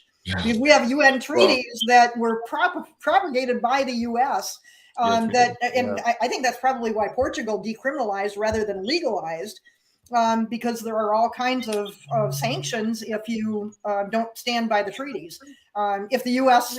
promoted changing those treaties, I don't think there would be a problem because the rest of the world is. some countries are already trading place. each other. And So- they could care less about that, Yeah. And they're saying the United States is allowing it to happen by individual states at least. So why should we really? Well, but the treaties say that individual states they can't control. But if it's on the federal level, so it is an obstacle. I mean, when Canada and Uruguay legalized, they actually got letters, saying you're not in compliance, and We've had that criticism too, I guess. Yeah. So, but it's so there's changing. obstacles and things, hoops we have to jump through before we can move forward on the federal level. And we need to do it on a logical basis too. And unfortunately, we talked about, Adam mentioned earlier, $5 million in lobbying on behalf of the cannabis industry in Washington, D.C. That is a pittance compared to what other industries pay, construction industries, medical industries, pharmaceutical, solar, automobile. So if we want to get the type of resolution to our problem that we're looking for, we need to have companies and organizations that are willing to spend a hell of a lot more money in order to be able to influence legislators on the right way to do it. And we have some advocates that have the right mindset, still in Congress or still in influential positions around the United States. Fetterman's got the right idea when it comes to that, although Pennsylvania is kind of a messed up state. Certainly our Senate partners, Schumer seems to have a pretty good handle on what they're supposed to be doing and what they're not doing. So the potential exists, but will there be actual action? Because will a committee in the U.S. House of Representatives find cannabis to be priority no matter what it is in this session? There's a lot of thought that that's not gonna work no matter how supported it might be. At some point, I would think the SAFE Act at a minimum has to pass. I mean, it's so crazy to have this. If you're trying to prevent crime, making everybody deal in cash is just kind of amazing. Mhm. To find complete illogic involved in policy. Yeah. Especially. Well, again, this is where the divisive nature of politics right now comes into play because, I'm on I co-host another show every once in a while on Fridays. We Talk News, and we recently interviewed the normal representative in Washington, D.C., who does all the lobbying on behalf of the National Organization for the Reform of Marijuana Laws. And he said, this House of Representatives led by this particular individual, we are probably not going to see any cannabis legislation come to a floor vote in this 2-year period. Certainly what they don't want to do is divide the Republican Party even further during election year 2024. So there's so much politics that goes into it that overrides the logic. They won't prioritize it. Yeah. Mm-hmm. Demonstrates too much unity. It's an issue that everybody can kind of get involved with on some level, and could be the basis of there being some agreement on some stuff. But Boy, middle ground is fleeting nowadays. It's very difficult Yeah. to find. People are so contrarian; they just want to argue, and they Yeah. don't want to let the other team score one. They don't want to let the other team Yeah. take it. Oftentimes, you'll see something that comes up that one particular party is known for, and the other party just tries to adopt it as part of their platform, just in order to diminish the credit that's given to the initial party. It's just so crazy. Yeah. Hey, Pam, I just caught a text from Pam. I guess I should have been paying more attention maybe, but she wanted to make sure that people realize that if you were in Lansing area and you come tonight, you have access to get a copy of this book here Yes, you do. as well. So you might sign them too. Maybe you hang out afterward and That sign could them. happen. Okay. What time at the Fledge will this be going down? That's a good question. It might Is it 6:30 it might or start at 7:30? 6 or 6 or 6:30. 6:30, I think. I can look it up. Just something to make note of. Starting to feel like I'm in a band or something, just tell me where I'm supposed to be and tell me which town it is. What time? I should know what time. So I'd have really horrible reception down here. I'm trying to pull it up, but I kind of remember it being I- shortly after like this broadcast. Yeah, I believe it's 6:30. Yeah. So at this particular point, people should stop watching Jazz Cabbage Cafe, get in their car, Start drive heading to over to Fledge, Yeah. Head over. be Or comfy. listen on your way, Have you guys talked about Viridis yet? We did a little I'm sorry? bit. And if you want to add something in, a little, I just had Right now? questions. okay. My brain is still investigating, I suppose. I'm going Well, back to old knowledge. we mentioned, definitely not a big fan of Viridis, but the subject of the judge not allowing media to hear the proceedings Mhm. is what we focused on. And Viridis what says, I yeah, was you can do it if, and the state says also that, but we wonder what the real motivation is. I mean, yeah, I mean, that's a lot to consider, but I mean, at the same time, too, it's like I went and checked out what's the judge's name? Goldstein? Is it? Goldner. I'm sorry? Stephen Goldner, I think. Yeah. Yes, Stephen Goldberg. And no, it's Goldstein. Yes, it's Goldstein. Okay, anyway, so I've tried to look up information on him. I really didn't find very much, but I did find a lot about his wife. And his wife is actually part of the Michigan Siege and Department. Her name is Mitzi, and she controls all of the databases for the Michigan State Police Department. So I just found it interesting that after, some of that knowledge is in my mind, that they would just shut that off, considering there are some bias involved, like. The state's got a little bit of a track record here of not giving out information that is public that they should. Right. And that's because they're always covering shit up. So as much as we kind of don't like Viridis, we were focusing on the possibility of the state not being All that honest. Yeah, as honest as they probably could be, I guess. And again, I pointed out that there are 4 individuals that are named in the lawsuit. Each one of them has a lawyer. And if any one of those lawyers asked the judge to not make this public, that might have influenced the judge's decision too. Yeah, it might have, So the state actors from the Cannabis Regulatory Agency could be straight up, and it could Yeah. just be one of those other sources. This is one of those cases where there's just a lot of attorneys, and any one of them, for any number of reasons, could have requested. Same thing with the Viridis case itself. A lot of these things that stretching this case out are based on the countersuit, and then a lot of technical things that were not done, necessarily correctly, and getting exploited, and kicking the can on some more hearings and all that kind of stuff. So Is this the same judge that's been ruling on this case the whole time, or is this a new one? Nope, same one. Okay. That was another thing that I was curious about. For some reason I thought they switched or the judge got changed over because there was an election or something like that. they combine the whole the suit countersuit, to one Okay. hearing, or not Ah. one hearing, but one One case. set of one case, one set of yeah. And so that's going to be the same judge, throughout. It'll be interesting to see what unfolds. If you don't mind, like we talked about it a couple times that you had, a personal experience which led you into this. Do you mind the just discussing what that was? No, not at all. I had 2 Yeah. sons. Actually, have autoimmune issue problems, and that may have been a factor, may not have. But two totally different personalities, situations.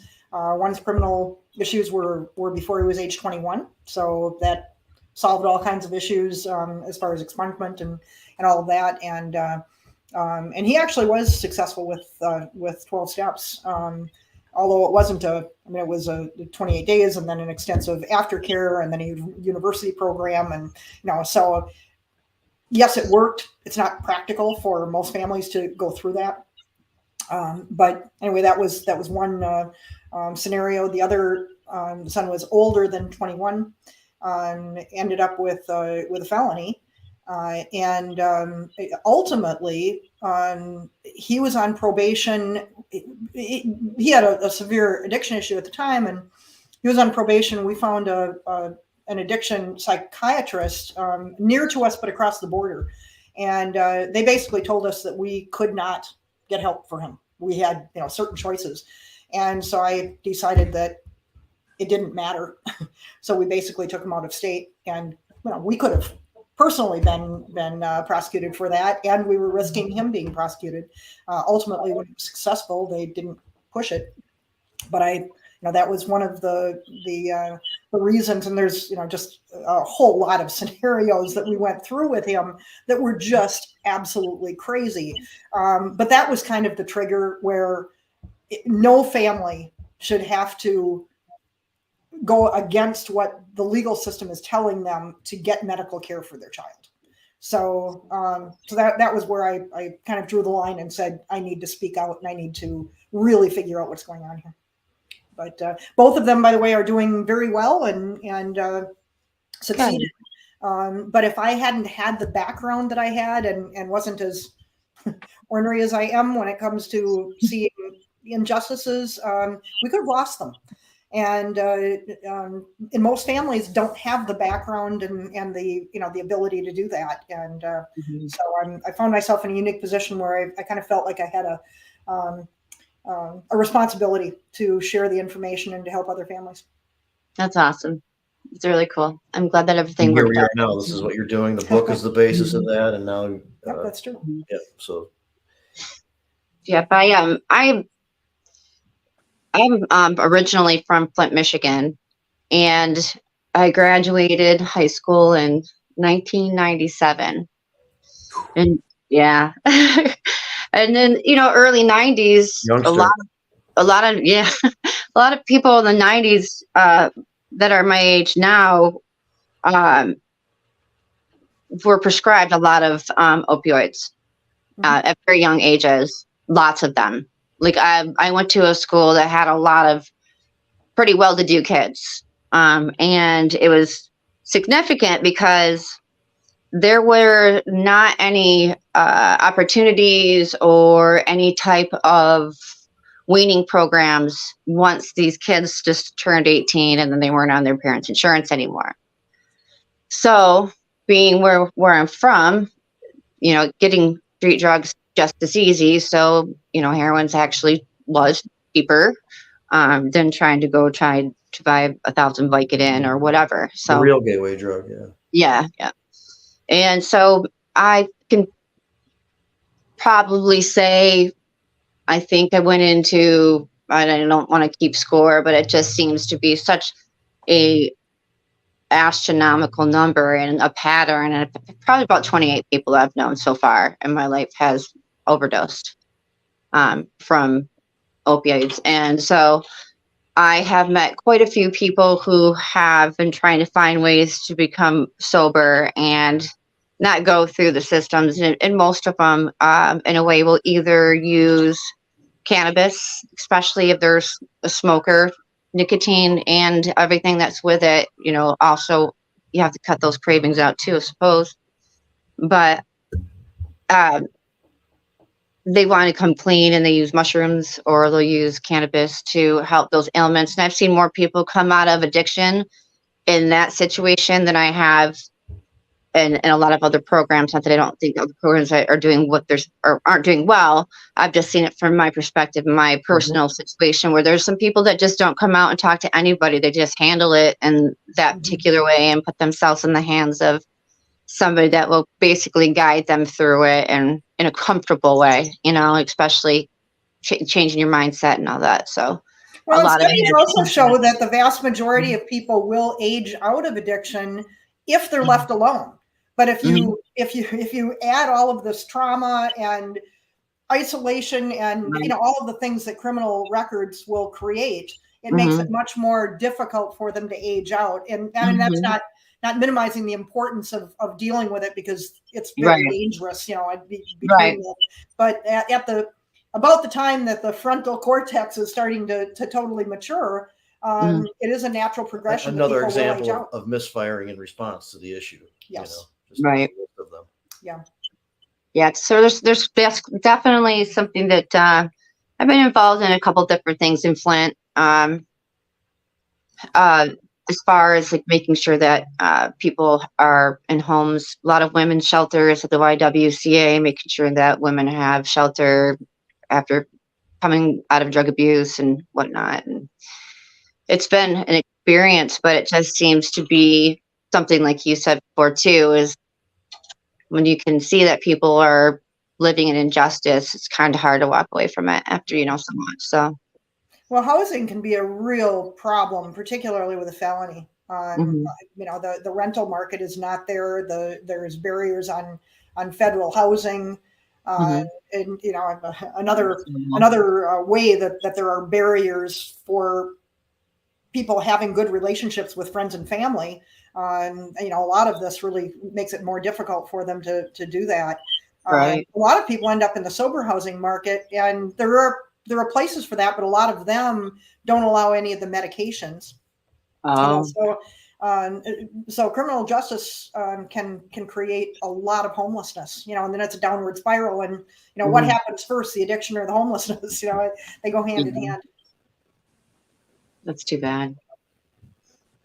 I see that a lot. Again, not treating it for what it is. It's creating something different, and in some cases recognizing what it is on one hand, and on the other hand, acting completely different about than other health conditions. The specific stories get crazy. I mean, when I'm working with families, we were looking for a sober house for a person, and a lot of them don't allow medications.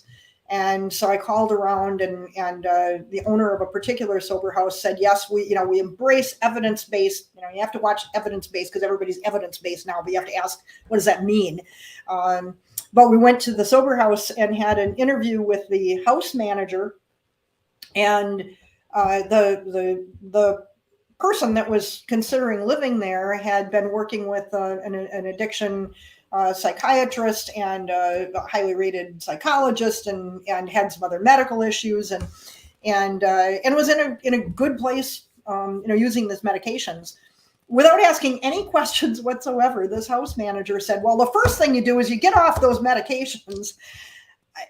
So, and this was the only place we had found where the owner had said, yeah, evidence-based, we allow medications. In those kinds of scenarios, I mean, if it had been a typical parent that was with that person, they probably would have taken the risk. The person was on probation. If they ended up not getting along with the house manager because he didn't believe in medications, it ended up in a probation violation.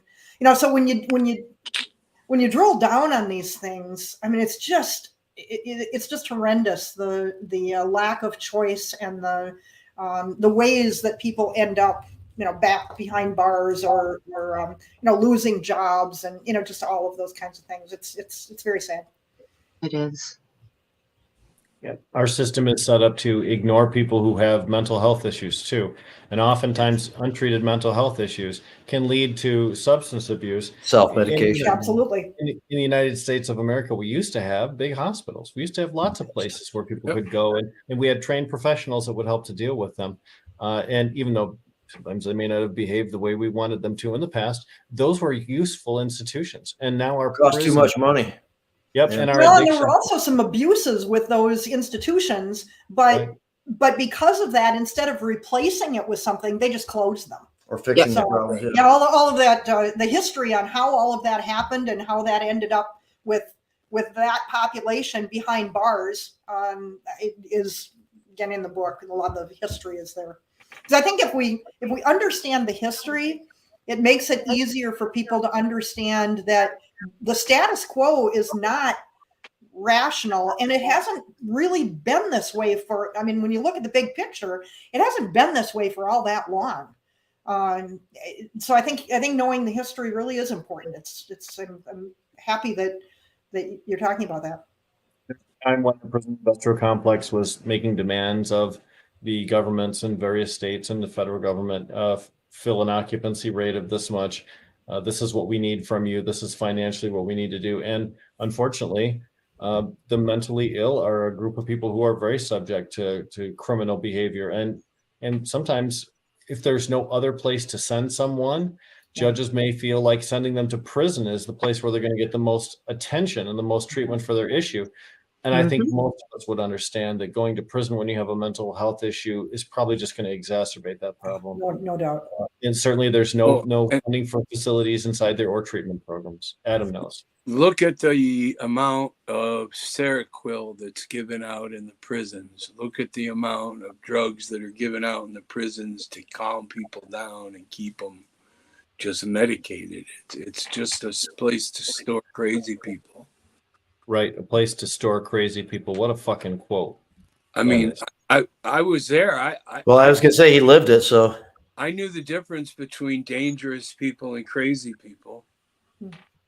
You could tell the people that shouldn't have been there. And of course, I'm smart enough to understand when you tell me what law you broke, that's just ridiculous. Why are they sending you here? Well, 2 weeks later, you realize the guy's nuts. He's probably got a rap sheet longer than my arm for stupid little crimes. And finally, a judge decided, you know what? I'm going to send you away for 2-3 years. Our system is so focused on punishment. There was just recently in a story about a gas station in Detroit at 3 o'clock in the morning. A guy's card was declined for like a $4 purchase of food. And the clerk wouldn't let him have it. He tried to walk out with it, and they locked the door, which eventually ended up in the $4 forfeiter shooting everybody in the store. And you're talking about a dispassionate system. It's $4 at 3 o'clock in the morning. Why would you not just take that as a loss? Why would you try and force? Why would you commit the crime of kidnapping? First of all, locking that door is a crime. Anything under a certain amount's not even worthy of any response, really. Well, and some of the mental health issues right now are being exacerbated by depriving people of their meds. Right. You know, and the DA continues to cut the manufacturing quotas. You know, they're pulling all the strings on that. So, you know, when you're asking people to go cold turkey off their meds, or because of whether it's shortages or issues with, you know, there's a lot of ways that people have problems getting their meds. They're on and off and on and off. I mean, that's the worst possible thing you can do. It's happening right now too. I catch on to what you're saying. There's some information that I've been following, and it's just at least because it specifically happened to me as well. I'm being treated for narcolepsy 1, so I have to take a stimulant. I've been taking stimulants forever, and I had to switch because of the fact that that stimulant didn't feel like it was working anymore. And then there's chemistry change, obviously, you know. Then it was, now it's not. And I'm like, am I crazy? Did I just all of a sudden become like, I can't take this one either? You know, what is going on?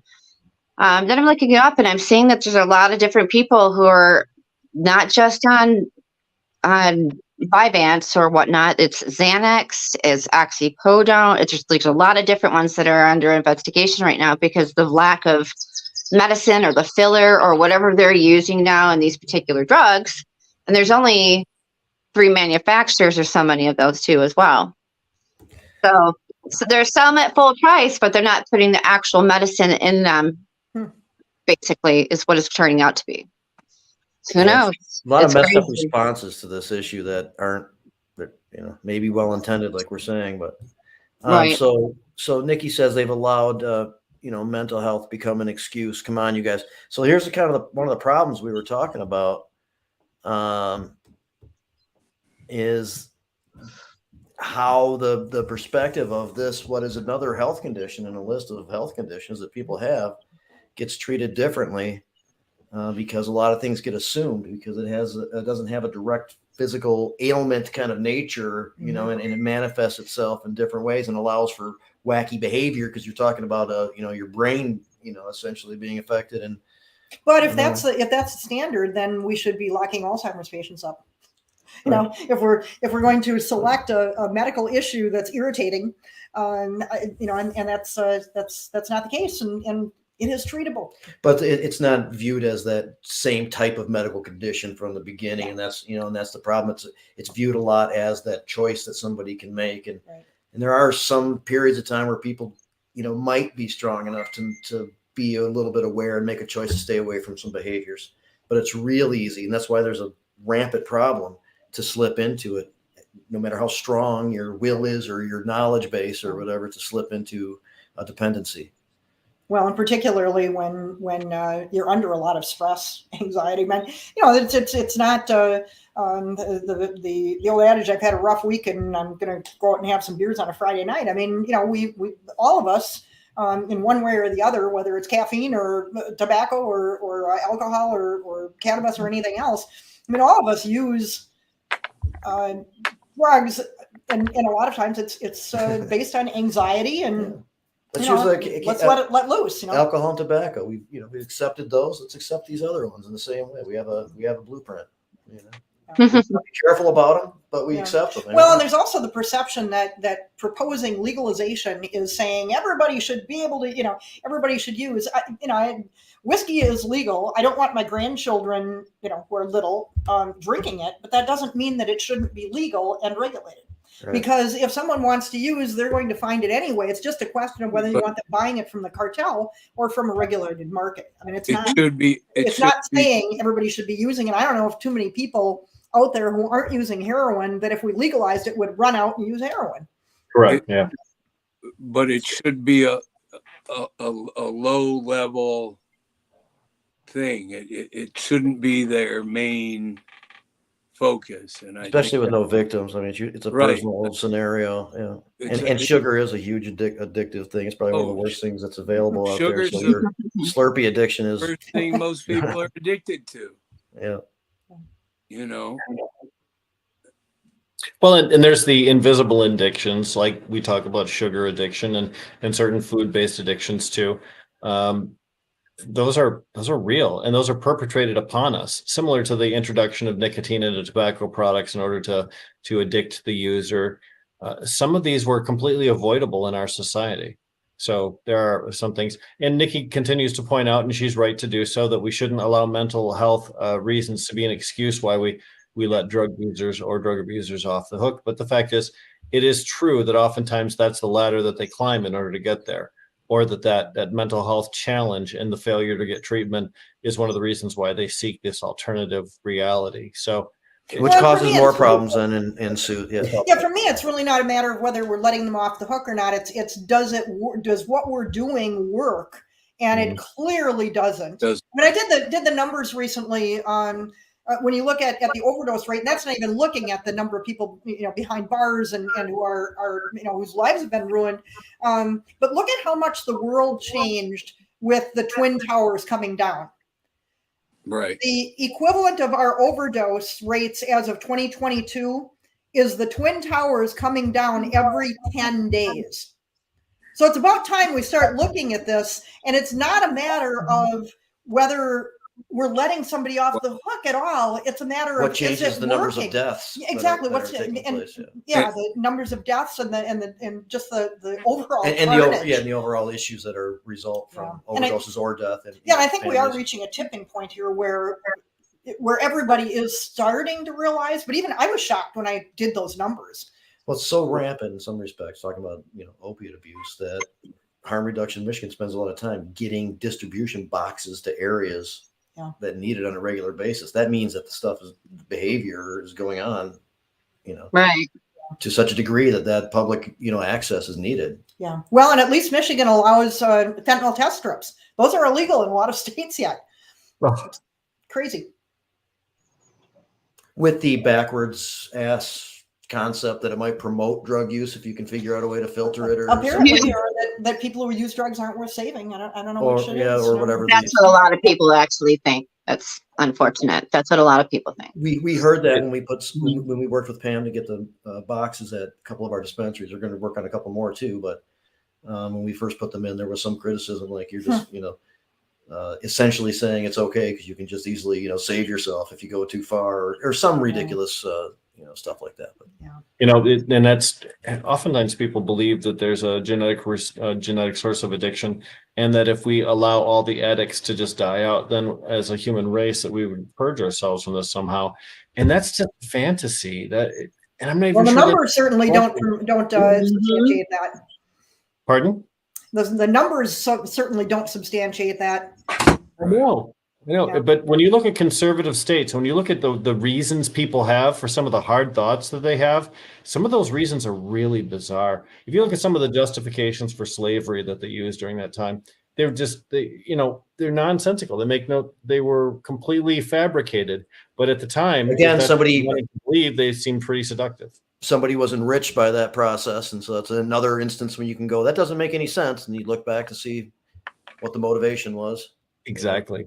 Yeah, and society at different times has been in a different mind state, which is why the Supreme Court of the United States gets to decide issues of constitutionality, because what was constitutional in 1820 or 1830 certainly is not constitutional now.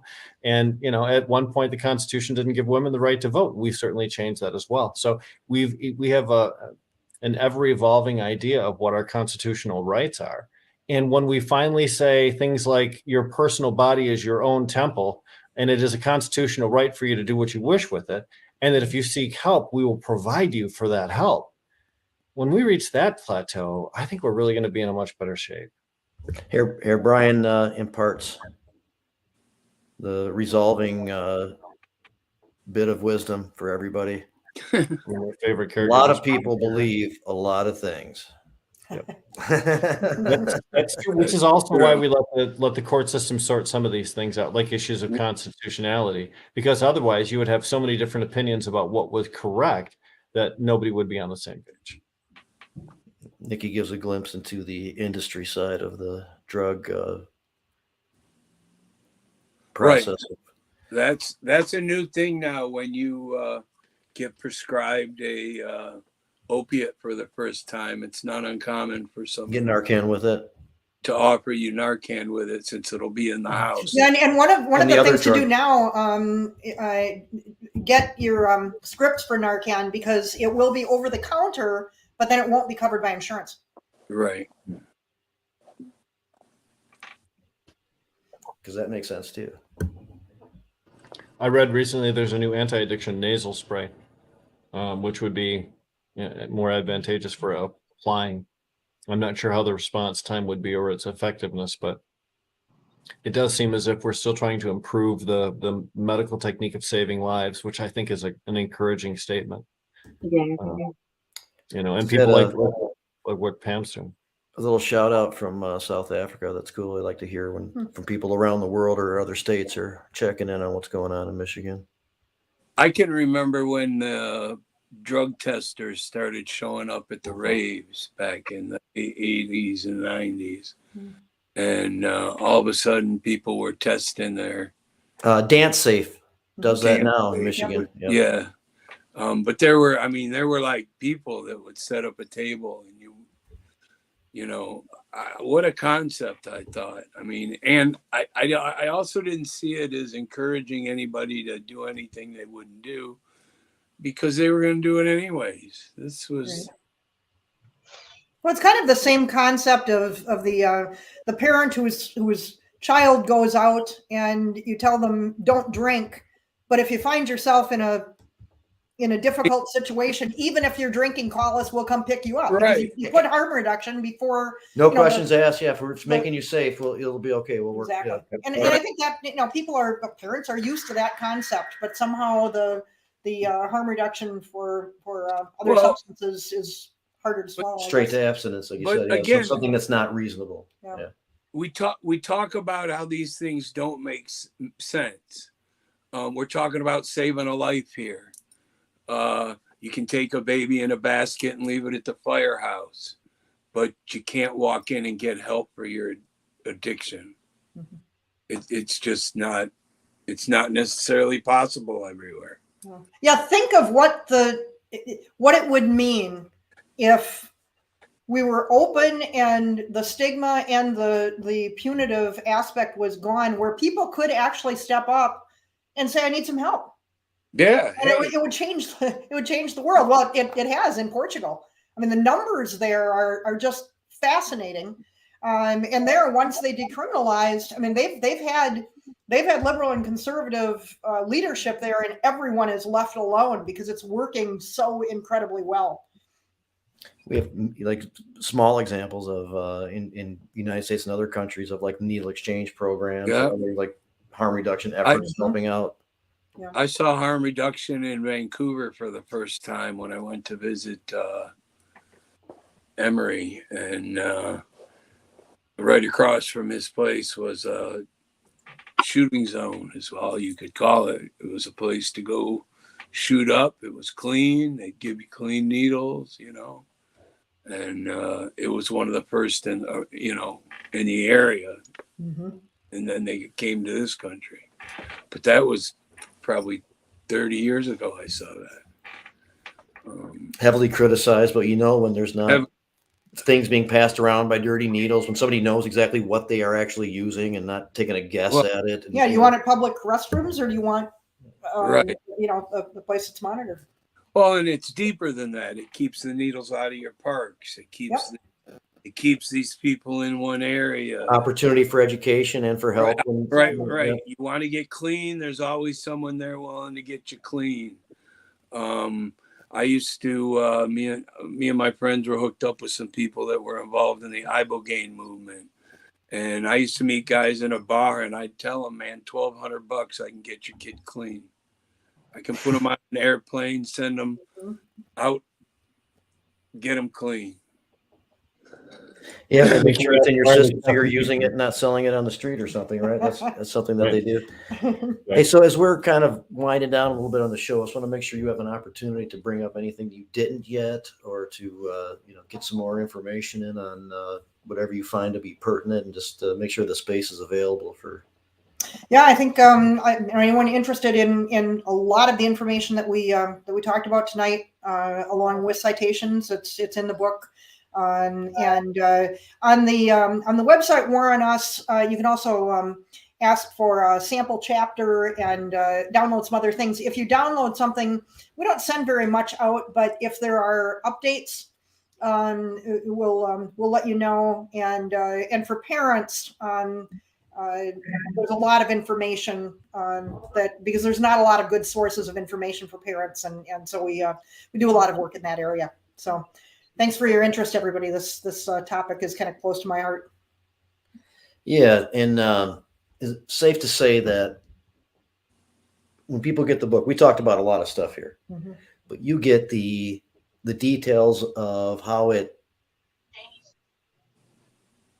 whatever the process is, the flaw in the system is causing these damages, the issues to people. You get the historical background of how it leads up to that point. That's the first half. And then the second half is, it's called Finding the Fix. And it's all about solutions. Everything from what individual people can do to what, harm reduction and legalization, decriminalization, a lot of that. So very specific solutions. Appreciate it. I just had a request for a signed copy of your book that came across that I will accommodate, and I think that's reasonable. I think everybody should look out to get this information, because we covered a few headlines, but there's a lot of details that kind of lead up to these discussions. Yeah, there's a lot of stories in here too about real life examples. Obviously, names and details are changed, but real life examples of what this really means to people. So thanks. Important Yeah, work. yeah, and I'm sorry, I'm just kind of Yeah, that's all right. trying to So thanks facilitate. for the this little interest for the messaging out from there. the. And Adam is one of the ones who asked me to do that. So Yeah. very much interested in that. And I think others should. I'm going to get one too. I'm gonna get one. Okay, so there you go. And the audiobook for anybody who does much commuting or whatever, the audiobook is an easy way to take in this much information, and that is available. Because I have ADHD, so I will not read the first chapter and then remember it the next day. Yeah, audiobook is great for that. Yep, fall asleep and then.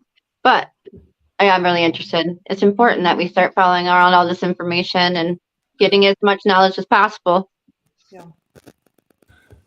And it's I mean, it sucks that this message is necessary, but it is also much appreciated and refreshing to know that there's another credible source out there really trying to get the information to people, because as we've said many times, it's frustrating because so many people don't think that the abuses go that deep, and it was said many times tonight, but that's just an issue. Well, and even being part of the system as an attorney, I thought I knew. Academically, you assume that, oh no, that's not how the process goes. So it must have been like a few things happen. You're like, wait a second, that doesn't seem like that should happen. Yeah.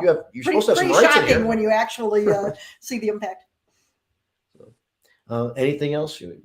I think that does it. Okay, Thanks so for your interest, everybody. no, you're welcome. We're just going to try to wrap up with everybody else pretty much here, and I think complete what has been another really interesting and good show for everybody. That those who many people watch it after we record it or listen to it after we record it, and it's going to be of particular interest. I am predicting.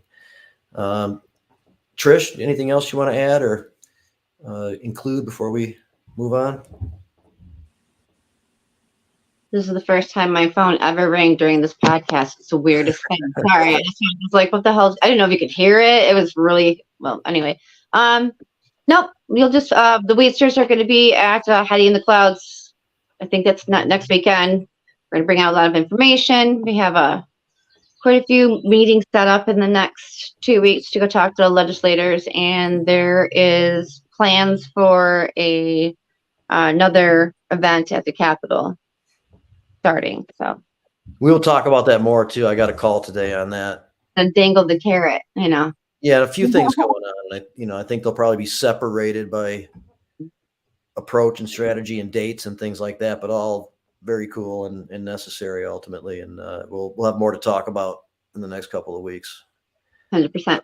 It's very nice meeting you too. Thank you for sharing all your info, and we look forward to reading your book. Thanks. Mm-hmm. Yeah. Sorry, Trish. Adam, anything you want to? No, not really. I appreciate the subject, and now I'm real excited to know there's something going to happen at the Capitol. I still think the pothead should storm the Capitol. No. Well, we talked about a lot of people with good intentions, but without good information, and that's part of this plan. And then, I think last year was a really cool concept of. There was although I think we do have a little sense of urgency here that we'll talk about in the next couple of weeks. But, last year we did have a gathering. It was kind of like a rally, but it wasn't based around a reaction to an immediate issue, as many others have been. It was more like we still got to keep this together no matter what, and keep each other aware of the issues that we're working on and things like that. So it wasn't as heavily attended, but that made sense to me. And it was still very cool. And it was just the first one. Right. And so like something like that, again, I'm hearing some discussions and I appreciate that. Although there are some things in legislation that we could respond to legitimately. So we'll have those discussions coming up. Yep. We're almost on time. I guess I was going to say we're early, but I guess we're on time, but because we're normally way over. So. Well, and by the way, I'm still grieving when you really gave me hope here when you said Wisconsin was changing something, but somebody from Michigan uses Minnesota and Wisconsin. You're like, oh, it's one of those states over there, Didn't think I could have missed that. Boy, you had me excited there for a minute. And Wisconsin does pop up in the news in regular cycle. I'm thinking about it, so not that surprising. Wisconsin will happen before Indiana. Don't you worry. That doesn't surprise me. Wisconsin will happen before Indiana. That wouldn't surprise me. Although I would have thought Texas wouldn't have done anything either, but they at least have like a little weird something going on there. On podcast. some recognition. But anyway, Rick, if you don't mind, want to wrap us up for today's show? Well, today we talked about a couple of different tentacles of the huge octopus that is the war on drugs and how it's damaged society for generations now. And we had a lot of positive stories about ways that things are getting better and ways are improving. And I think what we really need to do is remember that anytime you're looking at a societal issue, taking a look at it from the perspective of did the war on drugs contribute to this, we're probably going to say yes. But that means our responsibility for fixing the problem is even greater than we might have anticipated. So gear up, let's get going, and let's see what we can do about trying to fix America. Right on. Another good one. Thank you, Rick. Thanks, everybody, for being on. Thanks for being on for the whole time. Really appreciate that. And we'll be back next week. Thanks, everyone. See ya. Peace.